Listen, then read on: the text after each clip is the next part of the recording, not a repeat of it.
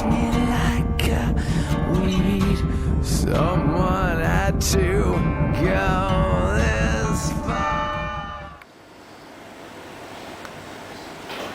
¿Qué pasa con esto? El garaje es para el cierre del centro de la silla. ¿Y esto con qué va aquí para que ¿Lo contáis? No, no falta. Ya tengo la misma. Bueno, lo que os voy a contar fue un viaje por el, no por el Amazonas, sino por el norte del Amazonas. Me imagino que sabéis cómo quién es Humboldt, uno de los grandes naturalistas de la historia, una persona más que vivió a finales del siglo XVIII, principios del siglo XIX, los grandes viajeros, y él le dio el punto de América. Y una persona además de los últimos ilustrados, es decir, que salía de todo, señor de que era físico, matemático, biólogo, geólogo, todo. Lo mismo describió, fue el primero que subió al Chimborazo, el famoso volcán este que hay encima de Quito, 1.000 y pico de metros, y describió la génesis de los volcanes. Fue el primero que describió las corrientes marinas, de hecho se llama la corriente de Humboldt, la famosa corriente que fertiliza y que da lugar a todas las pesquerías famosas de Chile y Perú, que tienen su nombre. Y fue la primera persona que cartografió el Alto Orinoco y el Amazonas y que describió una cantidad enorme de nuevas plantas. Este señor vivió 20 y tantos años, tuvo una vida muy dilatada y escribió el famoso Cosmos, una especie de macro enciclopedia de todo el saber que existía pues, en el siglo XIX. Pues a mí siempre me han gustado los viajeros, me dio muchas cosas. Yo estuve trabajando allí en el año 92 en el Alto Orinoco. Y cuando empecé a leer los libros de Humboldt, que contaba dónde iba a sitios donde yo había estado y eran muchas veces iguales, entonces no tenía nada que ver, pues decidí organizar el viaje de Humboldt, ¿no? Entonces, en el año, hace 3 años, en el sábado, ¿no? Sí. En el 2004, pues hicimos un viaje totalmente familiar. O sea, yo con mi mujer, con mi niña y un sobrino mío, que más viejo que estudia aquí en Carabalí, que estuvo en la Universidad de Huelva. El Alto Orinoco, bueno, la idea que tenemos todos los que hemos estudiado en España es que España llegó, descubrió América y la conquistó. La inmensa parte del territorio no se conoció incluso después de la independencia. Como la Patagonia, España nunca ocupó ni más de la mitad del territorio chileno y casi argentino. Nunca ocupó la Patagonia, formó allí 2 pequeñas factorías en la costa, pero entró 3 veces, le dieron 4 guantazos de Huelche y luego entró. La Amazonía se ha invadido en el siglo XIX y XX. Y hasta entonces la inmensa mayoría del territorio no había habido ningún tipo de guerra, pasó por allí, especialmente pasó por allí. La idea que había en el siglo XVIII del Alto Orinoco era muy inventada. De hecho existía una especie de mito, que era el mito del lago Parima. O sea, el Orinoco era este, que curiosamente gran parte del Orinoco lo recorrió Ordaz en 1535. O sea que muy poco después de la llegada de Colón ya señor se mete por aquí, llega hasta unos raudales, unas cascadas que impidieron su paso y por eso se ha mantenido esto absolutamente alejado de lo que es la presencia blanca, romana, que evidentemente lo podemos ver. Pero sí que hay mito de que había un lago, incluso que en ese lago estaba el famoso Dorado, ¿no? Que es lo que impulsó a tantísima gente a intentar conquistar el Alto Orinoco porque estaban empeñados que allí estaba la famosa ciudad del Dorado, ¿no? Ya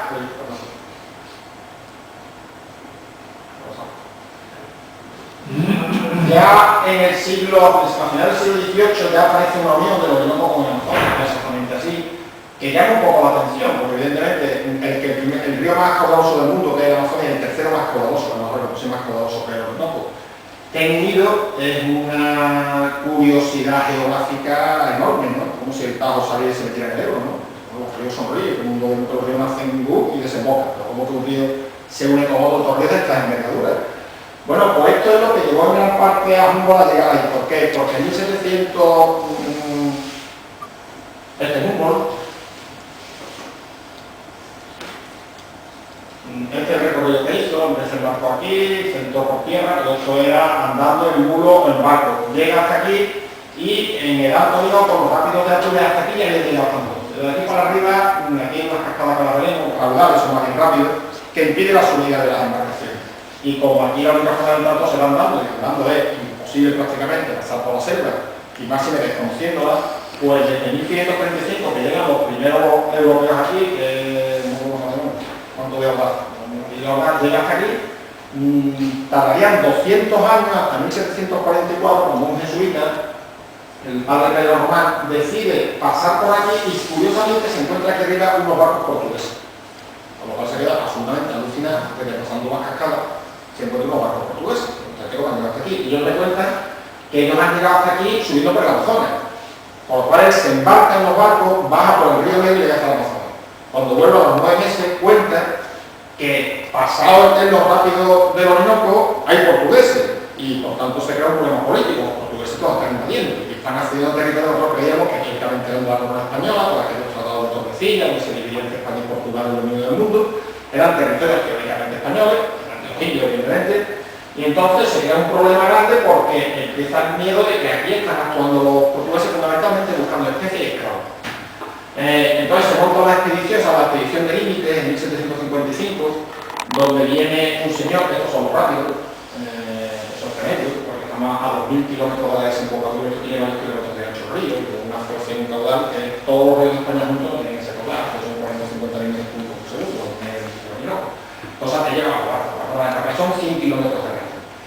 Se monta una expedición que es la expedición de límites, donde se manda a José Iturriaga al mando de 5 o 6 barcos, y uno de ellos, José Solano, decide subir en barco. ¿Cómo lo suben? Pues lo suben con tracción de mulos y tracción de personas, de indios, arrastrando los barcos desde la orilla, que usted de la película. Porque es imposible el barco ni con remos ni con vela. Entonces, arrastrando el barco desde aquí, él consigue llegar a atravesar lo rápido y llega al autónomo. Es la primera vez en España porque una vez que llegó con Teno solo probablemente otra cosa. Llega hasta arriba, fundamentalmente por el ministro de Siempre. Todas las películas famosas de Salvador del Dorado buscando oro, porque no habría otra explicación. Hay miedo a que los portugueses tuviesen por ahí encontrar el dorado antes que ellos, ¿no? Entonces, llegan hasta arriba y fundan los primeros pueblos que son los que siguen existiendo, con los pueblos intermedios. Posteriormente a esta expedición, pues ya sabiendo que el Orinoco sube al Amazonas, que no existían mapas ninguno, de hecho el mapa de Pedro del Cura de Pedro se perdió, y después llega la Condomén sobre Chile, que es el que fija el sitio exacto del Ecuador, cuando fundaron la expedición al Amazonas para fijar el paso del Ecuador. Pues este también le cuenta a los portugueses que ellos suben hasta el Orinoco. Entonces cuando llega a París y cuenta en 1755 la historia, en 1745 la historia de que era hasta en el Río Negro y del Río Negro pasaban al Orinoco, entonces ya cuando deciden montar la expedición y cuando efectivamente demuestran que por ahí se puede llegar, pero no sale cartografía. Entonces Humboldt, que ya tenía la certeza de que eso era cierto, uno de sus objetivos era cartografiar el punto exacto de la unión entre los Orinoco y el Amazonas. Va acompañado, iban dos solamente, no se imaginaba que esta expedición iba en esta expedición, entonces los juegos, entre mucho dinero.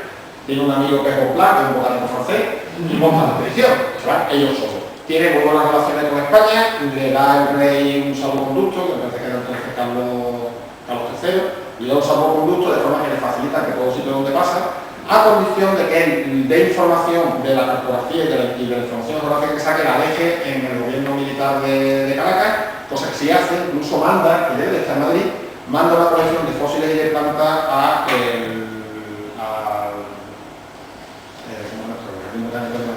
se acaba de fundar, poco antes, 770 o por ahí cuando se explicó. Él estaba ya, perdón, en Fernando VI, cuando Fernando IV, ¿cuál es? El anterior a la guerra de independencia, ¿cuál es? No, Fernando VI no era el anterior, Fernando VI. Era Fernando VI el que firma el salvoconducto en 1800, él se va en 1799 y está hasta 1805 todo el recorrido que hace por América, llega hasta Cuba, llega a Ecuador, sube. Bueno, pues la zona de la que estamos hablando es esta, aquí se pensaba que se unía, no exactamente así, el Orinoco no se descubrió la fuente del Orinoco hasta 1951, una expedición francesa, solo que llega a la fuente del Orinoco, que ustedes que están hablando de que hace casi nada, tenía muy poca idea de cómo funcionaba esto. Y en realidad el Orinoco lo que hace es que al nacer llega hasta aquí se abren dos, un brazo que es una zona de casilla llega hasta el Río Negro, y otro, el principal, llega como 2 tercios de agua hacia aquí, 1 tercio hacia aquí, es el que constituye efectivamente el río Orinoco.